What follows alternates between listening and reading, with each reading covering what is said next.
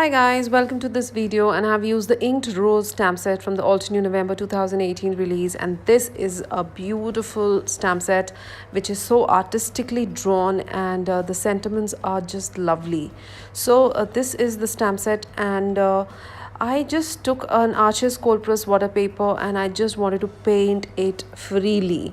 So there's nothing very tricky about this card, and the stamp in itself is so beautiful that you just have to, throw some paint, and it'll be a masterpiece right in front of you.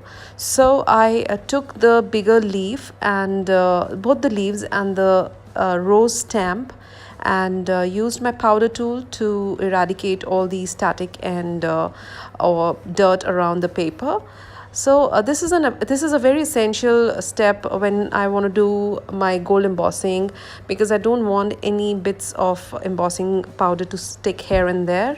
So I'm taking my Misty and I am going to place the big rose on the Arches cold press water paper, the main card panel. So after placing it, I'll use my Versamark to stamp the image, and since Arches cold press water paper is a very textured paper, I like to do the stamping at least twice or thrice.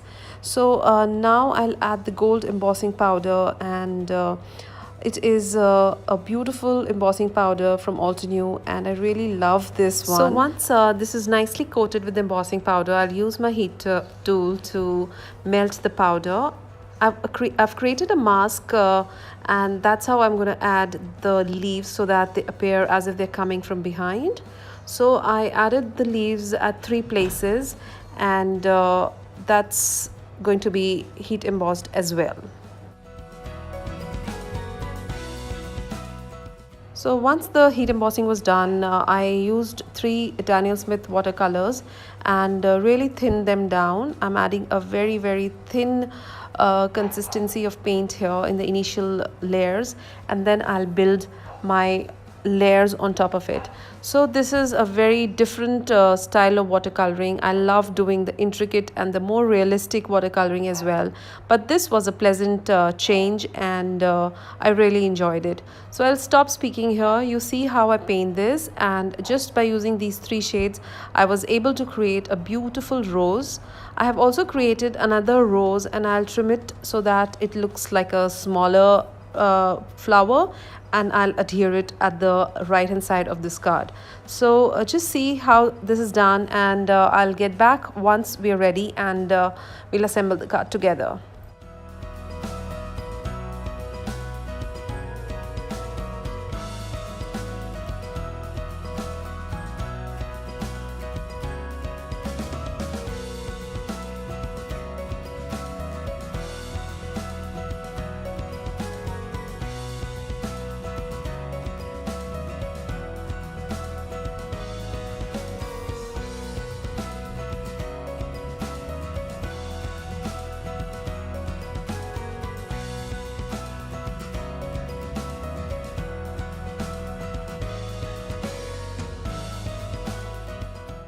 So I have also stamped another rose, and I have used my sharp pair of scissors to reduce the size of the flower.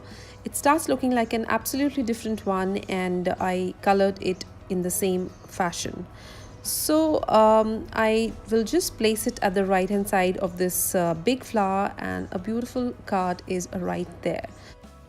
So this is it, and to finish the card I have used some watercolor in golden, and I added some splatters.